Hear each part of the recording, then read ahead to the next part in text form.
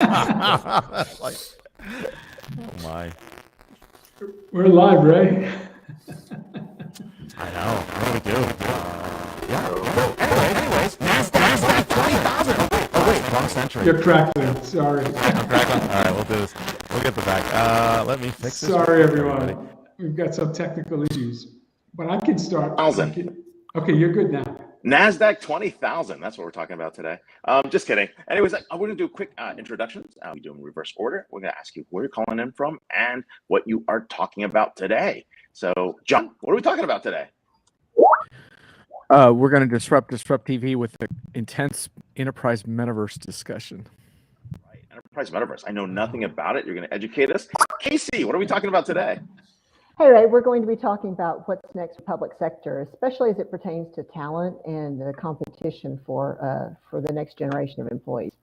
Very cool. Where are we calling in from? Outside of Dallas. Woohoo! All right. And Anil, what's going on with you? Where are you calling from? What are we talking about? I'm calling from Atlanta, from Cognizant, and we're talking about the exciting stuff that's going on, like the metaverse, and what does it mean for enterprise CIOs and all the people who are out there servicing those enterprise CIOs.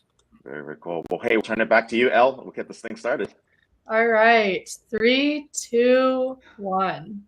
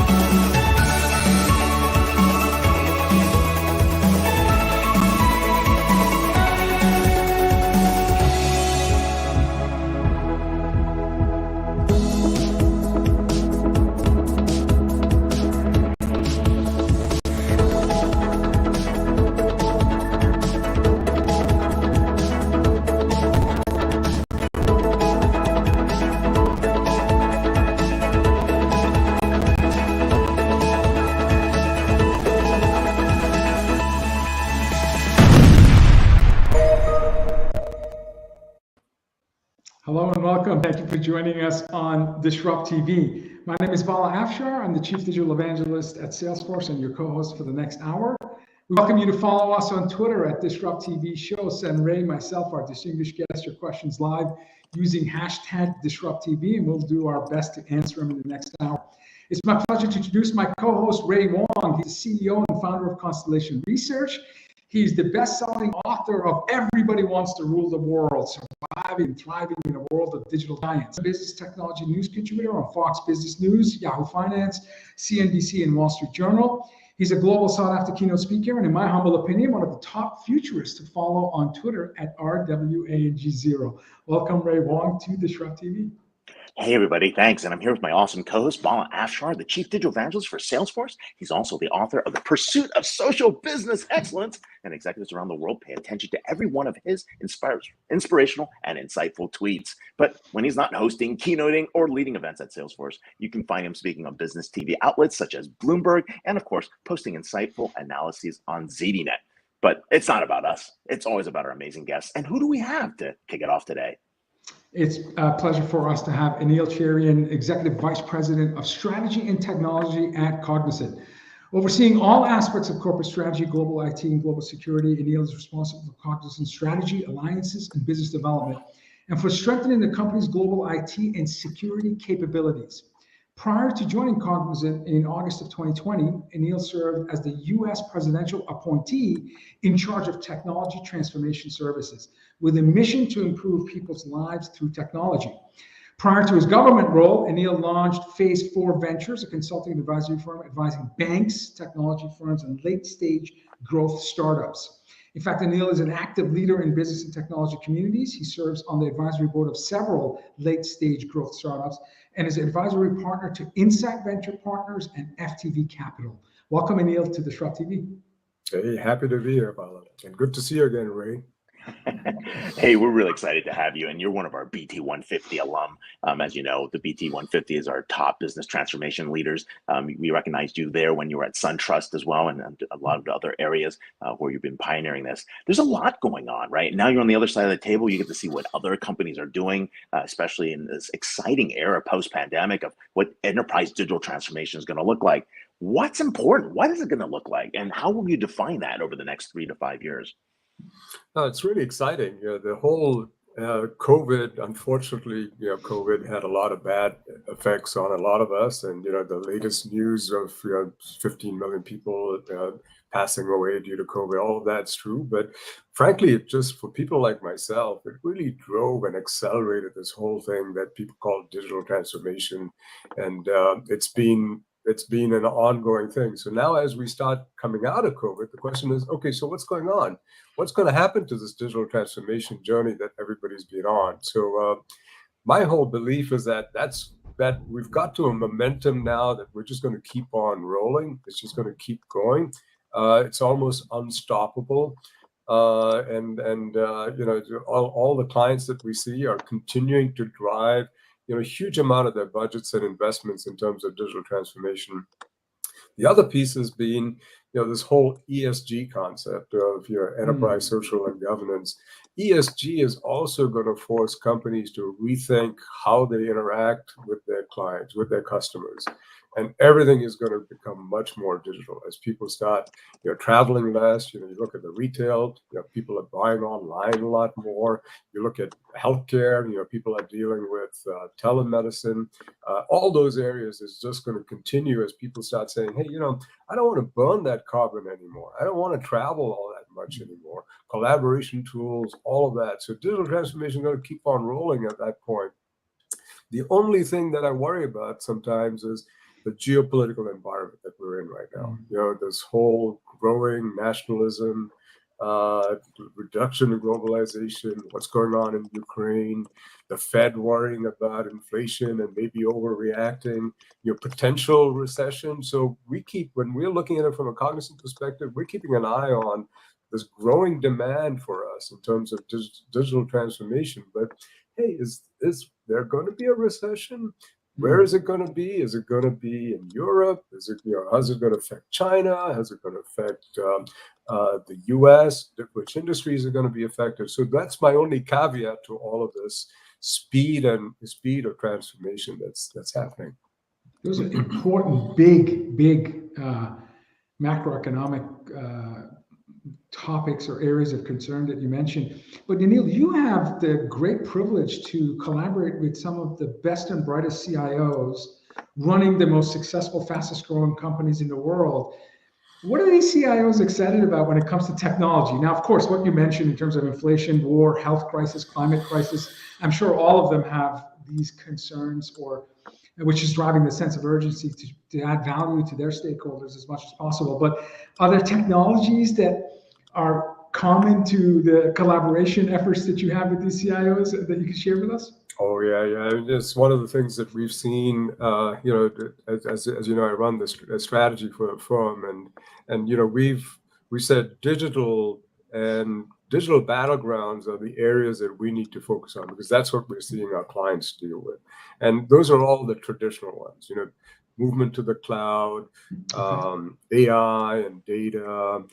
Digital engineering in terms of doing things in a lot more agile fashion, just in terms of building solutions, and IoT. Those are really our big four digital battleground areas that we want to focus on.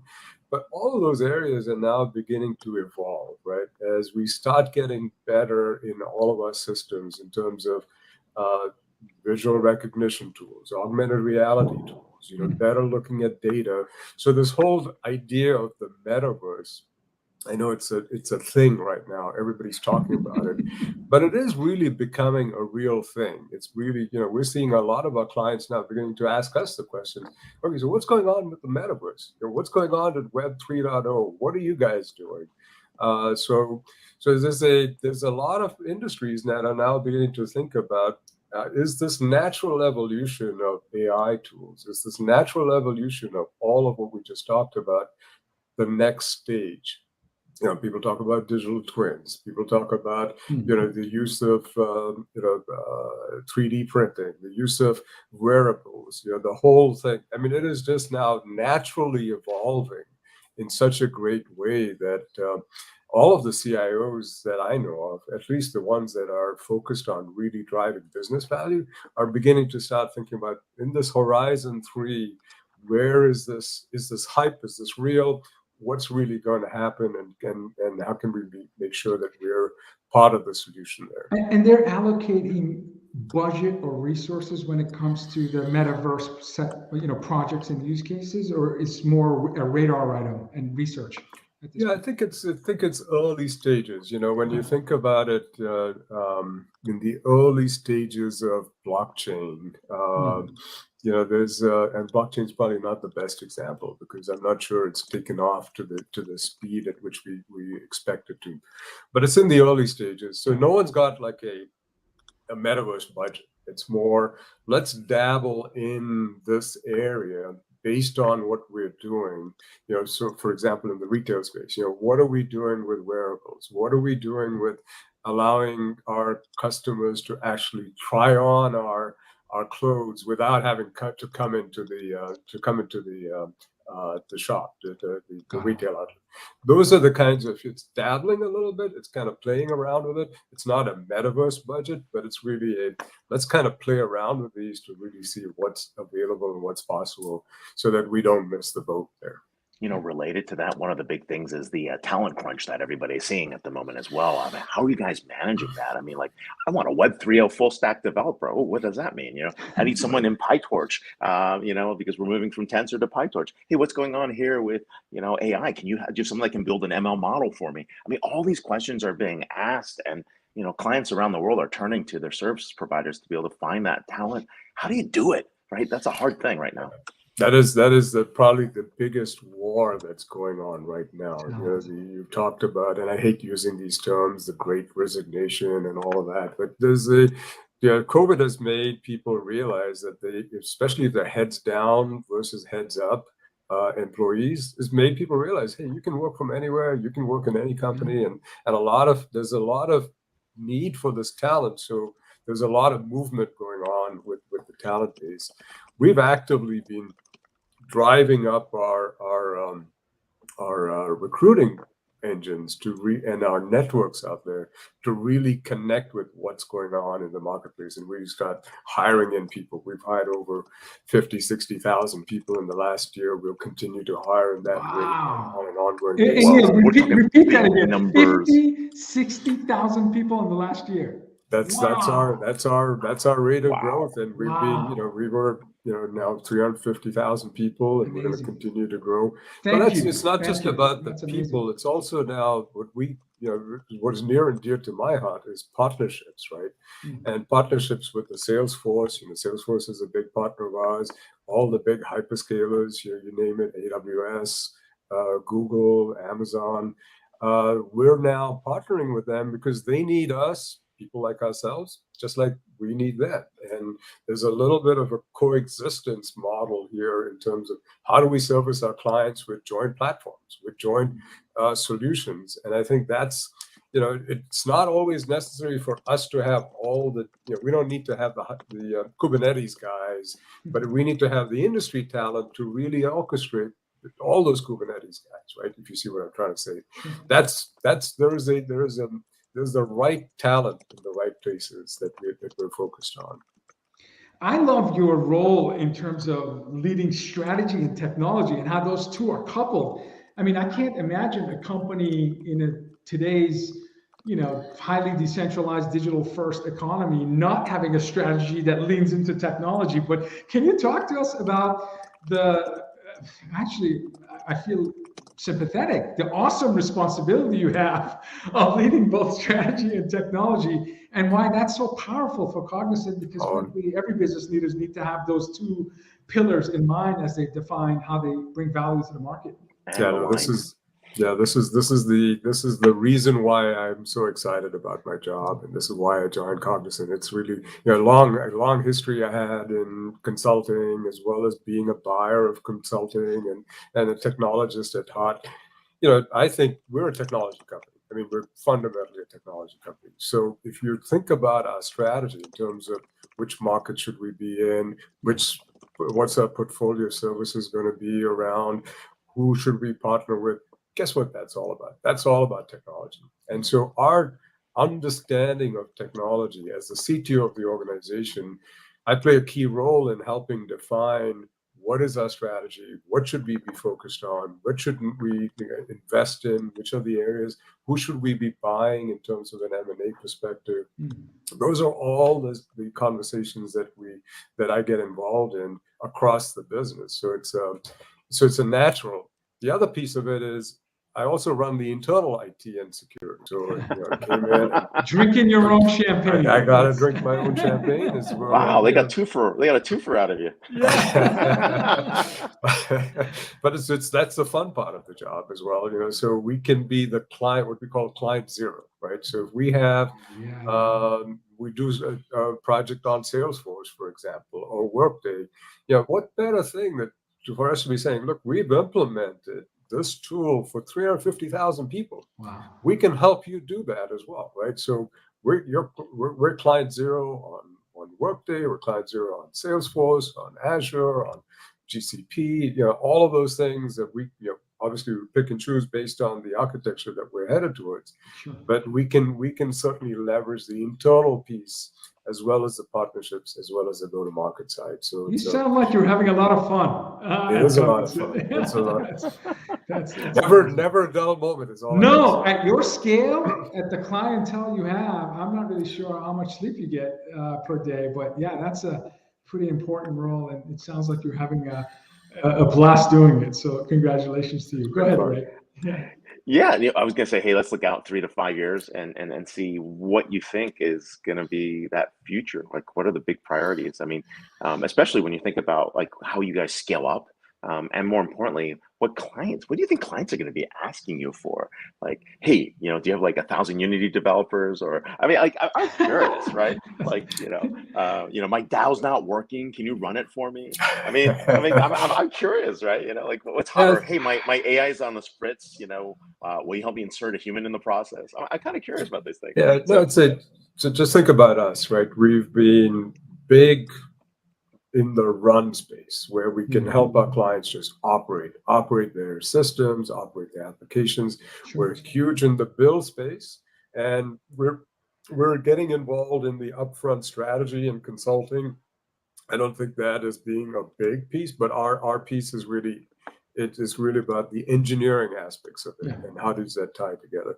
But all of it, when you go back to the client, it's about which industry are they in, what is the value that we can be bringing, what is the real industry solution that we can be creating, right? So it's what are the problems we're trying to solve for our clients. That's where we want to be known as. That's where our focus is. We're very deep in financial services. We're very deep in healthcare. Our communications and media and technology space has been growing significantly. Our manufacturing, especially with IoT, we're doing some really interesting stuff with car to cloud. I mean, the whole IoT space around that is just growing phenomenally. Lots of investments that we're making there. So that's the exciting part, right? It's about, and that's what gets me that's what makes me wake up in the morning is, how do I solve a client's real problem? It's not so much about, hey, I can put in this tool for you. That's great. I can fix that tool for you. That's great too. But the real value is, how do I solve your issues in terms of you serving your clients, in terms of you becoming more digitally agile, et cetera, et cetera.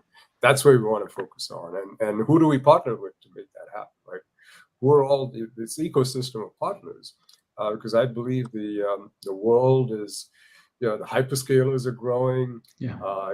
People like Salesforce and ServiceNow and so on are growing in size. And so they're all going to need people like ourselves to help with the industry solutioning and the packaging of all of those solutions. So it's Terrific advice.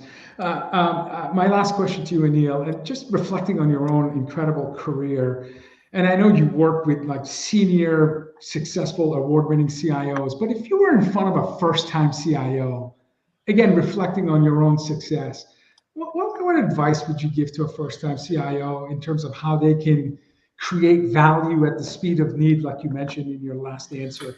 How do they stay relevant and really help the company be successful?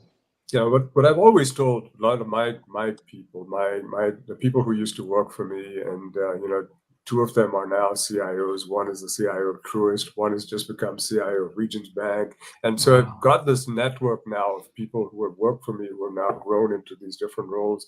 What I've always told them is, hey, you should put yourself in the business that you're in. If you're in the banking business, when's the last time you went to a branch? When's the last time you went to a client meeting? Yeah, first Do you principles. really understand how you are fulfilling what your clients need? Because if you don't understand that, you can be the best technologist in the world, but you're not relevant.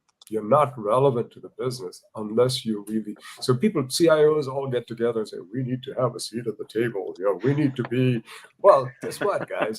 You're not going to have a seat at the table if you don't know the business. And you got to know the business, and then you can have a really good conversation in terms of anything that you're dealing with from a technology perspective. Terrific advice. Yeah, 100%. Neil, real quick, would you nominate those two folks to the BT 150? They sound like they're BT. He's always selling, Ray. Yeah. That's why I love Ray. They Yeah, sound like listen. they're BT 150 worthy. And then real quick, I don't know if our next guest was your account person at Salesforce when you're in the government. She was. And what would you tell her if she's she got a wasn't on long the show? history? I'm just kidding. She's got a long history in the government space, so I didn't get a Yes. chance to catch up with her in your green room here, but she's got a long history. So it's Stick around. We'll be back there in the green room. We are here with Anil Cheriyan, Executive Vice President, Strategy and Technology at Cognizant, and you can follow him at Cheriyan Anil and follow Cognizant at Cognizant. So thanks for being on the show. We'll see you in the green room. Thank you, Neil. Cheers. Great advice to first-time CIOs. And it's our honor and privilege to have Casey Coleman, Senior Vice President of Global Digital Transformation at Salesforce, where she's responsible for enterprise positioning and solution strategies for government customers worldwide. Before joining Salesforce, Casey served as Chief Information Officer at U.S. General Services Administration. At the GSA, Casey led several modernization initiatives, including the first agency-wide move to the cloud-based email and collaboration platforms. Casey chaired the Federal CIO Council Cloud First Committee and developed the FedRAMP standard for cloud cybersecurity.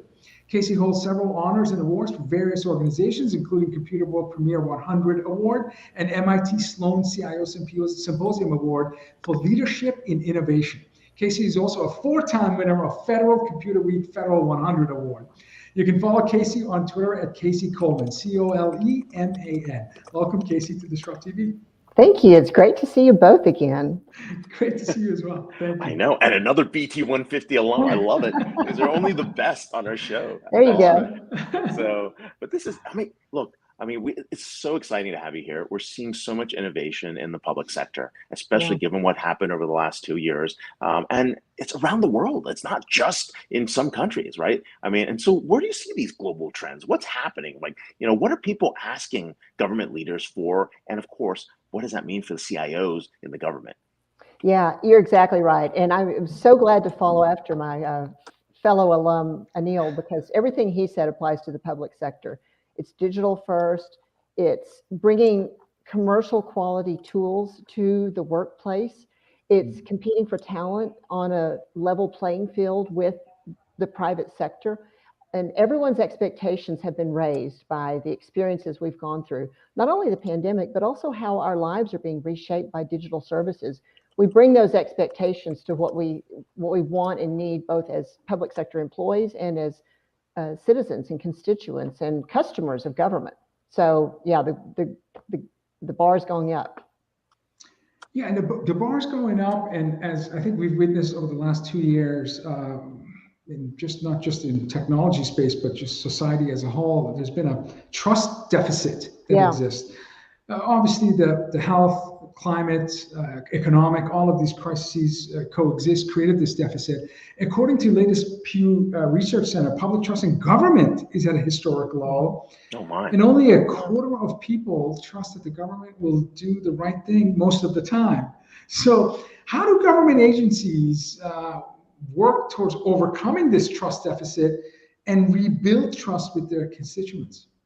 Public trust really is at the heart of what government is in business to do. It's not about growing market share. It's not about customer loyalty. It's about trust and fulfilling a mission. And you're right, trust is at historic lows, and it's a complicated situation. But one thing we do know is that a great customer experience builds trust just by an overwhelmingly positive margin. So you just have to really start with first principles and think of those you serve as customers. And we've seen the Biden administration make this a priority with the recent issuance of the executive order on transforming federal customer service and the designation of high impact service providers, which are the agencies that have the biggest public service mission. So the government is thinking about those they serve differently now. And I think that is a huge shift that is we're going to see play out over the next several years. And your thoughts in terms of role of technology to establish that trust? How much do agencies need to, of course, have the right culture, the right talent, the right processes, but can you really meet the ever-growing demand of personalization, scale, speed without leaning into technology? No. It is. You've got to have a platform. You've got to have an agile dev process. You've got to have a center of excellence where you are running a backlog and delivering capabilities in days or weeks, not months or years. And you cannot do that with the legacy environment that most agencies still put most of their budget into. So we've seen so much innovation, though. For example, at the Department of Veterans Affairs, preventing veteran homelessness is one of their top priorities. They've deployed an app called Squares. And what this does for the very first time is connect the VA with all of the nonprofits who provide housing and homeless shelter services. So for the first time, when someone shows up to get housing services or assistance, they can check their status and they can know what benefits and aid they're eligible for. And being able to connect that nonprofit sector with the government sector in a way that's personal and that's respectful of the people they're serving and provides a point of service at the point of need is an amazing example of new technology that is doing things they couldn't do before. This has been something they've been seeking to accomplish for decades, and now they're doing it. It is really innovative. I mean, using data to end veteran homelessness. I think that's what they were trying to do. I mean, some very, very cool things that are happening there. But where are you finding talent, right? This is my question I asked our other guest earlier. I mean, where are we finding talent? I mean, it's a big area where, I mean, everyone's leaving, everyone's going to something else. Private sector pay is higher than public sector pay. Like, what are people doing to find that talent, and especially, help organizations figure out how to make that modernization? This is a challenge for the public sector, and it's the Salesforce ecosystem is growing. So we're also thinking from a corporate perspective about how we create that pipeline and trying to think about it in non-traditional ways. Like here at Salesforce, we do a lot with veterans and veteran spouses to invest in their ability to get into the STEM economy and be certified to be in the Salesforce world. And in the government, I think they've got an advantage because public sector and public service provides the opportunity to give back and serve and make a difference on a scale that you cannot achieve anywhere else.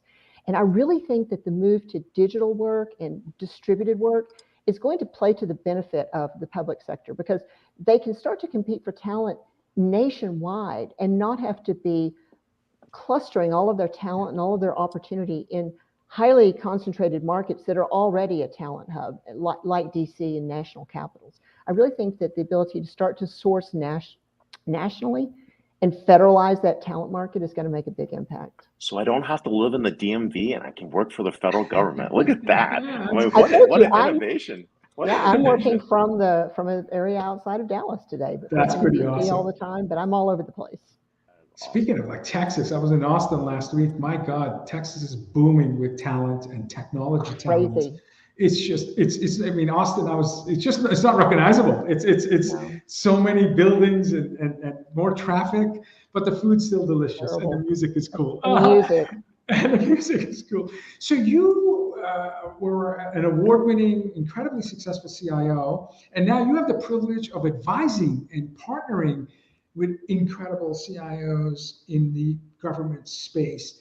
When you're talking to these men and women who are responsible for transforming agencies, what are some of the big challenges that they have that's preventing them or creating perhaps unnecessary friction in terms of their acceleration to digitally transform, putting talent aside, because as Ray mentioned, talent obviously I think is challenged for all CIOs that I speak to.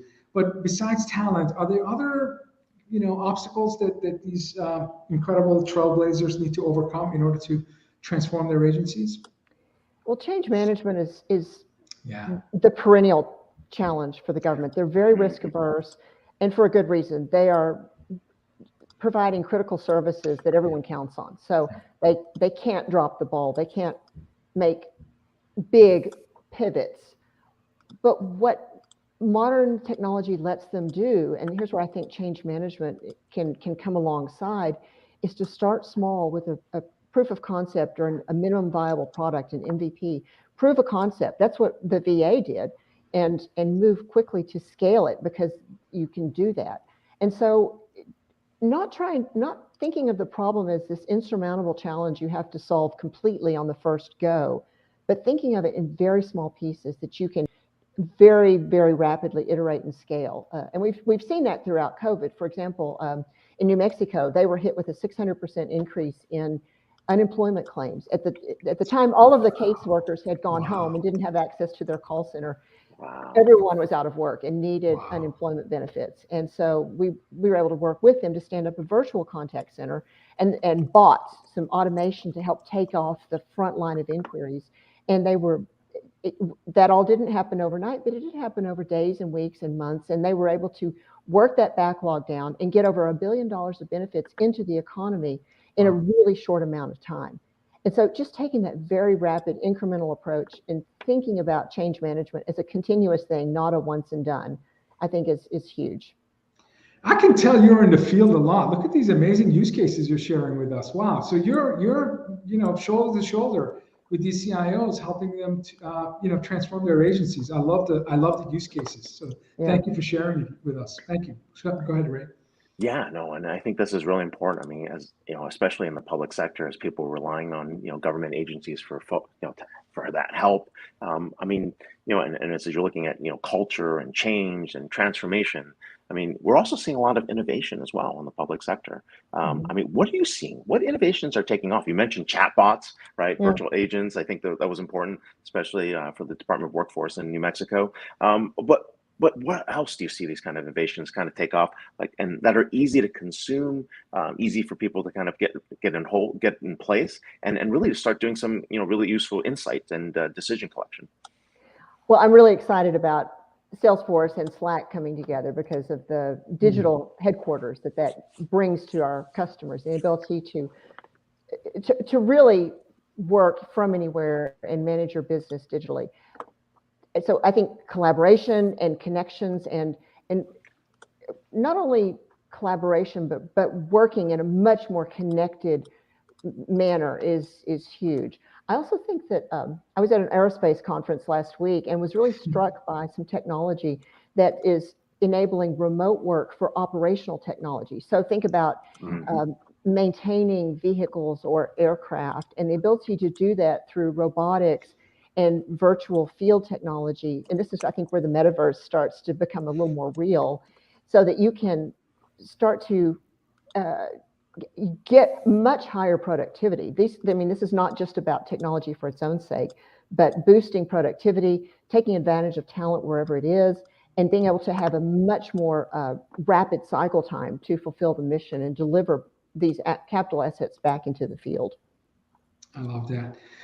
So Casey, we have lots of startup founders that come on DisrupTV, and we love talking to entrepreneurs and startup founders. When you are, leading technology transformation at GSA as a CIO, what did you look for when a startup was in front of you pitching their capability and technology, knowing that you have security, scalability, critical missions that you have to, deliver against? How does a startup gain enough trust with you or the folks that you now advise so that they have a shot of getting their solution in an agency's tech stack? Well, I was really in total agreement with what Anil said a minute ago about get into the business and understand the business that you're trying to help support. And so I'd say that's true for any startup vendor too. Understand the challenges your customer faces. I meet with startups all the time, and the ones that impressed me were the ones that weren't trying to come in and pitch a product, but empathize with the challenges that we were facing and the big challenges we're trying to address, and be a partner and not just a vendor, not just a supplier, but someone who really is alongside of you for the long run. I think that's a perennial, and it applies to public sector in particular, because as we said a minute ago, trust is everything. Hugely important advice. Yeah, do your homework, learn the business. Absolutely, makes sense. Yeah, no, you really have to start there. And when you look at some of the great folks that have come up with these innovations, they were there, right? They've been there, and they've been actually building against that. Let's talk about GovTech startups. That's another hot area, and we're seeing folks jump in. Are there certain categories that people are going after, like certain problems people are solving better? Where do you see the rush, or the where the money is flowing for the innovation or the interest from the federal government? DC is a cyber tech hub. There is just a wealth of talent in startups and innovation in cyber, in resiliency, in the whole ecosystem of assurance technologies. So that continues to be a lot of interest, a lot of innovation. But the big problems remain the big problems. Government spends 70 to 80, maybe more % of its budget, and this is $110 billion a year. Wow, for IT. For IT, that's what we know about. And most of that goes into upkeep of existing systems. So just tackling that, decomposing those legacy systems and creating a way to use that data, make sense of it, make decisions, start to put in place some engagement capabilities to meet today's demands, and over time start to break those monolithic systems apart and begin to upgrade them, modernize them, move them to the cloud, make them mobile, create personalization, create the experience for both the public, for constituents, and for employees, and give them the tools that they need. These are all kind of related capabilities that we're going to be working on for a while, but this is the work that has to be done. You know what I love about that statement is that you're basically, that decomposition basically means we have to look at things differently, right? I mean, a lot of organizations have a lot of technical debt, but the data has got to be put together from all these different systems. The experiences have to be aggregated. The engines that actually create that capabilities are all over the place, and that's not even getting to the analytics and the intelligence on the other end. So definitely a lot of opportunities there. Yeah, and you can't wait years while you make this big bang effort. You've got to fly the plane and modernize it at the same time. It is so true. Is there a parachute? Honestly, Ray, I have the privilege of working with so many CIOs. The days of like multi-year projects, I don't even see them anymore. Really, I think the longest horizon is multi-quarter. I miss waterfall, man. So I asked Anil, my final question was, again, because he had an illustrious career as a CIO, and you have been an incredible CIO and have had so much success. Again, reflecting on your own career in terms of having great, perhaps, mentors or sponsors who helped you accelerate your career, or the mindset of growth mindset of researching and being a lifelong student. Our founder at Salesforce reminds us all the time of a beginner's mindset. What advice would you give to, again, folks that are leading IT transformation, but early in their career? How should they approach life and business to get to the levels that you've achieved, incredible levels that you've achieved? Well, I first agree with what Anil said about put yourself in your customer's shoes. But the other thing I would think is important is do routine things routinely. If you are in a technology role, you have to nail the operational piece of it. It is not all about what's next and what's new. That's important. But if you want to be trusted, you want to have a seat at the table, you want to be relevant, you have to pay attention to the operational responsibilities that people have entrusted to you. Again, it's about trust. But I always said, do routine things routinely. Have a playbook, execute on it, and don't drop the ball on that. That is so, we tend to want to chase the shiny object as technologists, but you have to earn the right to be able to experiment and innovate. And without operational excellence, you can't. That's so hugely important advice. I totally agree. Go ahead, Ray.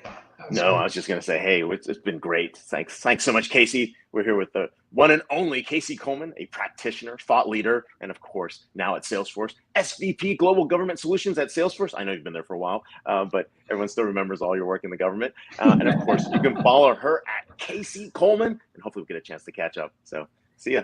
Thank you, Casey. Cheers. What an extraordinary, like you said, practitioner and thought leader.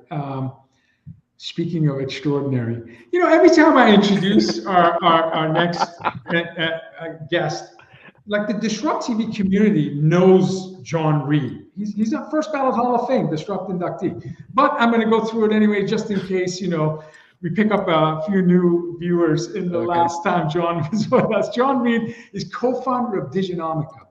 Now, Diginomica was launched in 2013, and it's a media analyst property designed to serve the interest of enterprise leaders in the digital era. Jon, of course, has been building enterprise communities since 1995.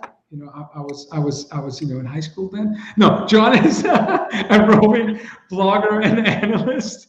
He also advises vendors and startups in reaching today's informed enterprise buyer. His signature weekly Enterprise Hits and Misses is a must-read. I'm going to talk about some of the recent blogs on hits and misses, and you can follow him. Of course, he was an early Twitter adopter at Jon ERP, JONERP. Welcome back, Jon, first ballot Hall of Fame DisrupTV inductee to DisrupTV. Hey, everybody. Now for total shift in tone, I feel a little bad about this today because your first two guests were so kick-ass with so much substance. Yeah. People just transforming multi-billion-dollar industries across the globe. And Jon, this is the cleanup hitter spot. You come in. Right. We're going to talk about a nice fluffy topic called the metaverse. We size it at 20.7 trillion by 2030. We define it in so many different ways. It's more than the world. We're talking about DAOs. We're talking about crypto tech, Web3. We're talking about can I poke some holes in that? Poke it and go. This is okay. Cool. No, so basically, what we got here is some unreleased material. I like to give you guys in your audience breaking news stuff that I have not put out. I've been grappling with this for a while, and I had some breakthroughs this week. So what I'm going to be doing today is I'm going to be walking you through the enterprise version of the metaverse, and you guys, I'm sure, will have some strong opinions on this. I'm going to give you 4 BS detector signs that you're getting sold a bill of goods, and then I'm going to give you 4 things that you should do now based on these trends. So I think that's a nice mix.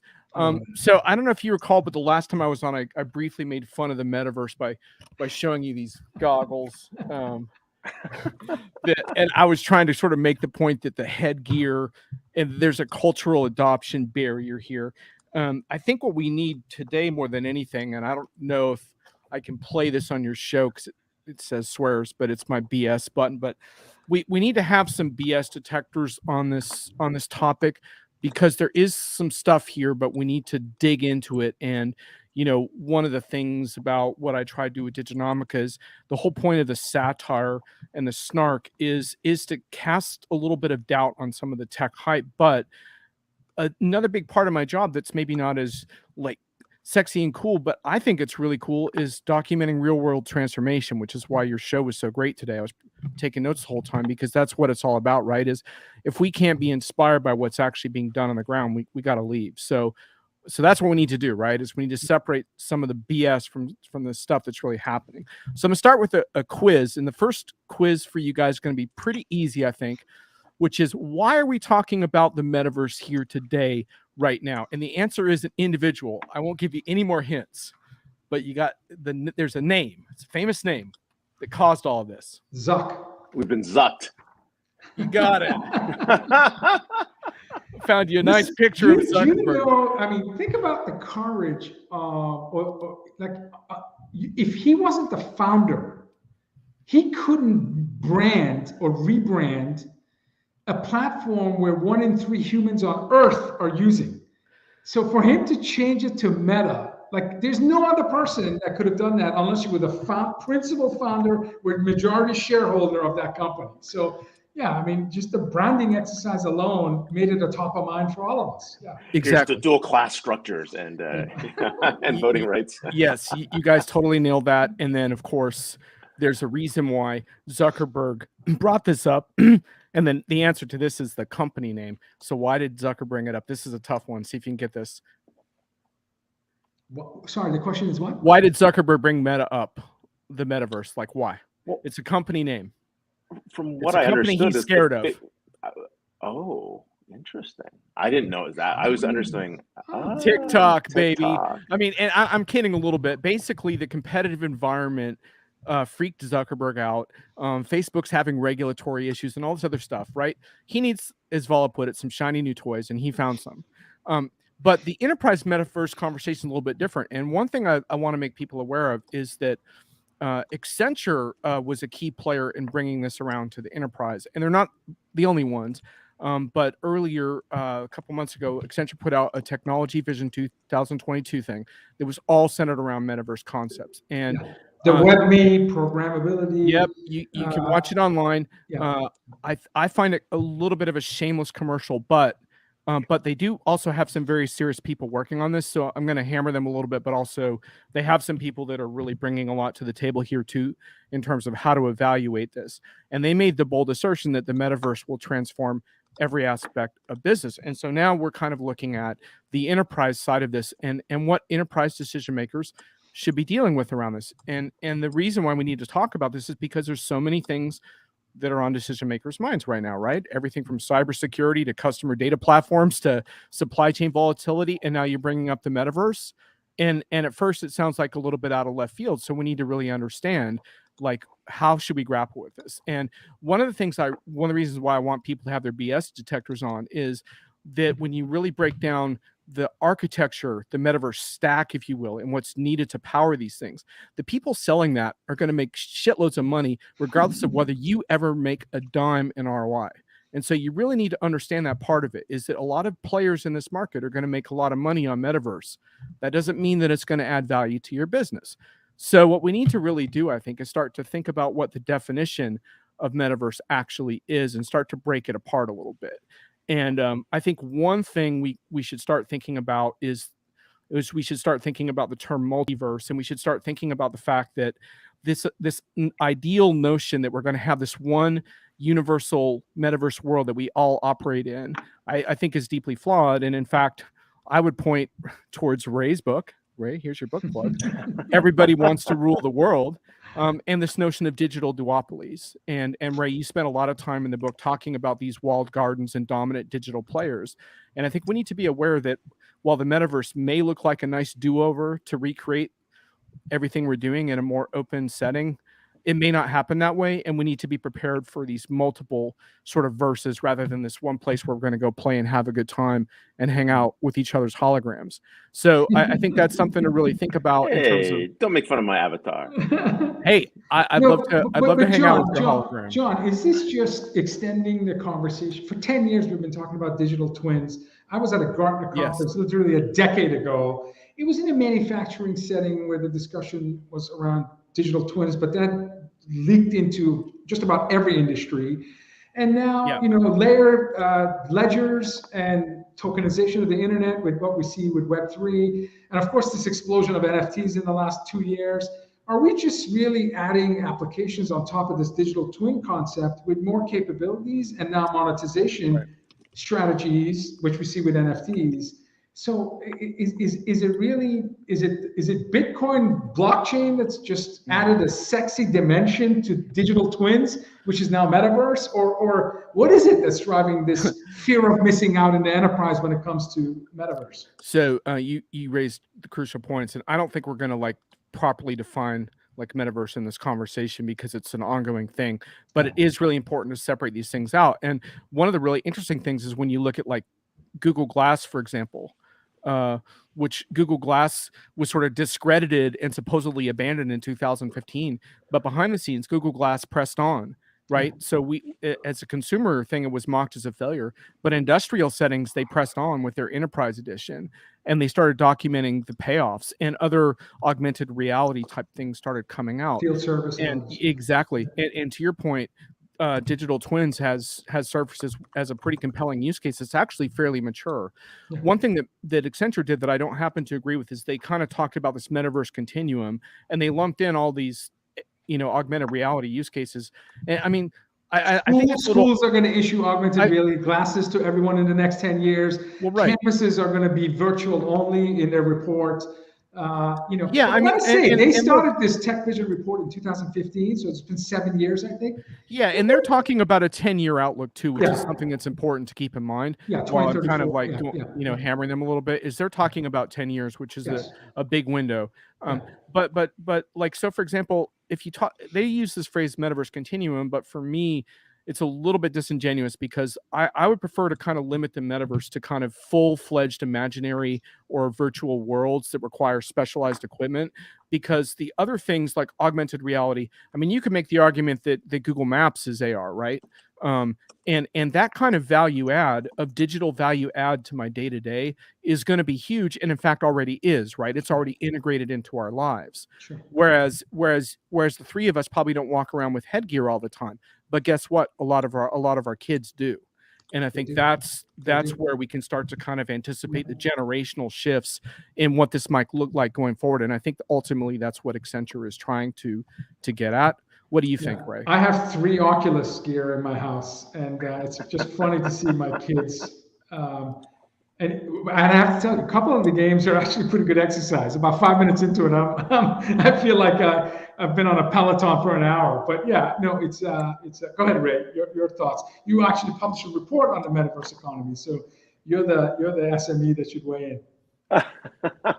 No. I was trying to get a hold of like what John thinks are some of those enterprise use cases that will take off, and some of the ones that make sense. Digital twins for one, for sure. So, and and part of it is like, I mean, we looked at about 105 use cases and settled to about 43 that might be useful, and we keep seeing more pop up. But it's also important to think about the metaverse, right? As it's the way we were looking at webs, like websites in like the late 90s. It's the way we were looking at mobile in like mid 2000s, right? Is the way we're looking at I mean, just all these new interfaces are kind of another channel, but it's more than that, right? There's something deeper there. So, John, back to you. When somebody takes their iPad and scans their dining room, living room, and then places furniture, right size, right dimension, color palette, we don't think of it as metaverse, but to me, like interior design is completely moving at a very fast pace to being digitally designed, and you feel comfortable and you put it in your shopping cart and you buy. Glasses, clothing, some of the high-end retail where you can try on, digitally try on, the clothing, and again, try on glasses before. I've always had bad luck with picking glasses because when I take my glasses off and put the new ones, I can't see. So I have to rely on the judgment of the salesperson. They're like, "Oh, go with clear glasses," and then I bring it home and I'm like, "What am I doing?" So anyway. but see, like, so I agree with that. And there's a ton of retail applications for this stuff, the way you described. Like, and of course, the pandemic has pushed the envelope on that because people don't want to hang out in stores as much. And then they find all these stats around, like, women who try on purses are 5 times more likely to buy, or 5 times what have you. They want to see what it looks like with less returns, more buys. Yes, but see, I would make the argument that that's not the metaverse. There's more to it. There's more to it. Is what you're saying. Yeah, exactly. And so I think if we're going to use the term metaverse, like let's talk about what new is being brought to the table. Does VR have to be a component for you to say metaverse? In my opinion, right now, yes. That's what I would hold to, and I might even push it and say it needs to be imaginary worlds rather than me hanging out with your hologram and my hologram. I think there's something really powerful about these fantastical identities that are created online in the gaming world. And look, the gaming world deserves a ton of credit for the innovation that they're pushing on this. So I'm not saying that with any disrespect, but I think to me, that's really one thing about the metaverse is people making friends with other characters in scenarios that are totally different than real life. But, we can argue about that all day long. And I don't want to do that because I want to count down my 4 BS factors for enterprises to avoid. Number 1 is separate the hype. In other words, don't let people lump Web 3.0, the metaverse, blockchain, cryptocurrency, and NFTs together in DAOs. These are all different concepts. Some of them do connect, but they don't necessarily have to all play together in order to evaluate The next one is something we already touched on, which is beware the stack sale. Notice there's a $ on stack there. In other words, a lot of people want to make money selling you a metaverse stack. Input, output sensors, front end software and hardware. Just be aware that they need to provide you with ROI, not just technical equipment and upgrades. Also, number 3, don't make your employees wear headgear. I'm seeing more and more of this around, like, oh, we're gonna require you to wear all this stuff to do like your HR onboarding and stuff. Come on, like just stop it with that. Like there will be a use case to put on headgear for. Now I guess it's a little bit different if you're going to be consulting with clients around this stuff. Then you do need to drink your own Kool-Aid. Yeah. But just don't force your employees to do yucky stuff and get vertigo wearing stuff they don't want to wear and things like that. And the final one. I seem to have misplaced my sign for it. It had a DeFi with a line through it. Don't let decentralized finance distract you. There's a whole movement around decentralized finance and around sort of the decentralization of the web. I think it's a wonderful vision in some ways. The technologies are not proven. Accenture has a WebMe concept that centers around some of this stuff. I would call upon Accenture to provide examples of decentralized consumer-controlled digital economies. I don't see it. Social networks where you own and control your own data haven't even nibbled at Facebook and Instagram. The reason the internet is a disparate collection of sites and apps, which is kind of what Accenture says is going to get changed, is because the internet is a largely commercial platform, and Netflix and Disney and HBO are separate companies in the real world. And I don't see how putting on 3D goggles is going to merge those companies. So I would just say be very careful about those things. Now, if we can shift over. You wrote about this, right? You wrote that. Yeah, you wrote about this. I did. True believers would have us believe traditional finance institutions are set to crumble. No match for momentum of decentralized commerce. Now, certainly there's been a ton of VC funding that have gone towards DeFi apps in the last 2 years. Probably the hottest category in terms of VC crypto investments. And look, there will be some decentralized stuff, and I welcome that. I'm just saying that that's not necessarily the metaverse per se. Yeah, it could be integrated into the metaverse, and we could have a totally different conversation maybe on another DisrupTV about decentralized finance. And I'm not going to knock it. I think it has some potential, but I think it's you got to break these concepts out, because otherwise they're going to overwhelm busy decision makers and say, wait, I have to have a crypto ledger to launch a metaverse environment for my customers. No, you don't. No. You don't always have to, but you're right. There are some bigger trends, like we're going from centralization to decentralization. We're going from Web 2 to Web 3, and we're going from 2D to 3D, right? I mean, at a basic level. So. Yeah, and I guess what I want to 96, 97 web. I mean, you're just so early that you're bound to hear all of these terms, and you're really not going to, I mean, the adoption is going to be a decade or two. I mean, are we just talking about things? I guess what I want. Yeah, I guess what I want to get across, Vala, and sorry, I just don't want to run out of my list before we run out of time. Yeah, no, but I just wanted to get across Ray's point. I think is important. But one of my bonus things that I'll just say now is don't assume that this better future, this wonderful, better open future emerges. If you want a more open metaverse, you're going to have to fight for it. We're all going to have to fight for it. We're going to have to put our heads together and come up with creative, exciting business solutions and various enlightened regulatory bodies that allow this to happen and insist on universal standards rather than walled gardens. Yeah. Otherwise, we will have more digital duopolies, and Ray will have to write another book. All right, let's get to your list, right? Okay. It's up to me. Real I'm using a Brave browser right now, but this platform doesn't support this. Real quick, AR is now. So don't worry about the metaverse necessarily now, but worry about augmented reality right now. And also, by the way, get the paperwork out of your processes. None of this is going to work if we have paper-based processes. I had to buy a car like a year ago, and I was hoping it had all been changed because of the pandemic. No, Did you do Carvana?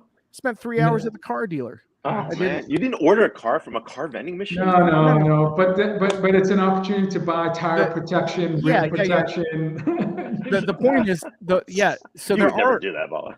They're all alternatives. They're all alternatives, of course. But the point is, now's the time to hammer out your processes and streamline those processes so that you can take them to whatever virtual worlds you want in the future. Totally. The next would be apply industry criteria. I seem to have lost that one. But challenge organizations like Accenture or any other services partner to provide the use cases for your industry now, like manufacturing, digital twins, retail, try before you buy, but also unexpected things like urban planners can really make use of digital twin technology. For example, back to your public sector discussion that you were just having. So challenge for the industry examples, challenge your partners and your vendors to provide those. Instead of having a generic metaverse conversation, have a conversation about your industry. Based on those stricter definitions, develop a roadmap. The roadmap is how you're going to prioritize that against other initiatives and integrate that into your ongoing transformations, in particular around things like data platforms. If you don't have a consolidated customer data platform, how are you going to serve customers in these imaginary worlds? So there's a lot of work you can be doing that's going to play very nicely to the metaverse concepts we've discussed that needs to get done. So let's get that done now. And I think I might have one final one. Oh yeah, just a shout out to the gamers and the young people. Don't miss out on what they're up to. They're giving us a look into the future. That's a profound change, and they deserve a lot of respect. Even though we haven't embraced all those technologies and put on headgear for this show, that doesn't mean that what they're doing isn't profoundly important and worth understanding. So hire them. Get in this, honestly. I mean, companies like mine, I mean, just look for the gamers and bring them on board. Well, and the monetization schemes that are, to Ray's point, that are emerging from these platforms are definitely different than classic monetization, and it's really important to understand how that works, because I do think that's going to spread more to the clunky enterprise over time, right? So anyway, we're out of time. Ray, I'm doing my media guest ranking of all time of the 900 interviews we've done, and Jon Reed is number one. Forget about first ballot Hall of Fame. I don't know what's beyond Hall of Fame, but he's prime ballot. He's prime ballot. You better have your own podcast. You were born to do this. Thanks, brother. I got a video show later today on why aren't services partners playing a key role in transformation efforts. Someday maybe Ray and I can be guests on your show. I don't know. I don't know what we got to do. Maybe we're not. What do we got to do, Ray? Never invited us, actually. Don't rule it out, man. But my show's a little more underground than yours, so that's why the invites roll out a little bit slowly as a result of that. But we're here with Jon Reed, co-founder at Diginomica, and a metaverse expert himself. The best. He is. Don't let him kid you. Yeah. Don't let him kid. This is his real self, not his avatar. We're good. Jon, great talking to you. Happy Friday. Yeah, absolutely. Say hi to your holograms for me. I'll catch you later. Go Celtics. I know he's a big time Boston sports fan too. And he's one of the smartest. You know what I love about him? Just like Casey mentioned, all the specific use cases, like homeless veterans and really inspiring, meaningful use cases. Jon, when I see him at conferences, when he's interviewing business leaders, experts, he's always trying to get to, like you said, maybe fresh principles. Use case. Give me a use case. Give me an ROI. Give me something tangible that shows value. And that's what makes his work so special. He really brings things to practical application of technology and processes and mindset to really add value to stakeholders. Ray, a recap of Anil, Casey, and Jon, like three extraordinary big brain practitioners and leaders. I'll do it really quick. But yeah, I mean, we are definitely seeing a big shift in terms of getting skills and getting to the right technologies. It's so interesting watching our BT 150 alumni, especially Anil, as he's played so many different roles, from investor to system integrator to practitioner, CIO in these roles. But it's so important, especially to have people that have done that. Having that perspective really changes the way you look at transformation. And I think his perspectives, as well as Casey's as well, being a practitioner herself, really informs the people that she serves. And so in each of these cases, I think it's really coming back to, like, do you really know what the business is? Do you really understand what the problems are to transform it? And do you really understand what culture is required? What change is needed to deliver on that? And then, of course, Jon's conversations about the metaverse, I think it's really going to be one of the biggest transformations we have, right? I mean, just understanding what is the work policy as we go from a physical to a digital world, right? That's just going to blow people's minds, right? And even then, right, what does that mean, right? For work, for commerce, for employee experience, for commerce. We're going to see all these different types of use cases come back to play. But hey, who do we have for episode 279? Next week, episode 279, we have Rhonda Viteri, who's been on the show before, an extraordinary author, entrepreneur, board member, extraordinary storyteller. We have Jamie Merritt, Chief Product Officer at Verint, will be on the show. And we have Ari Kwame, founder and managing partner at Mindful Venture Capital. So lots of a theme around entrepreneurship and investments in the future. That'll be episode 279. If it's Friday, it's DisrupTV. Thank you for watching. Please continue to recommend guests to Ray and I. We're booked a couple of months in advance, but we still have plenty of time this year to bring your favorite entrepreneur, thought leader, business executive on DisrupTV. Thank you so much for watching. See you next Friday. Bye, everyone, and see you guys in the green room.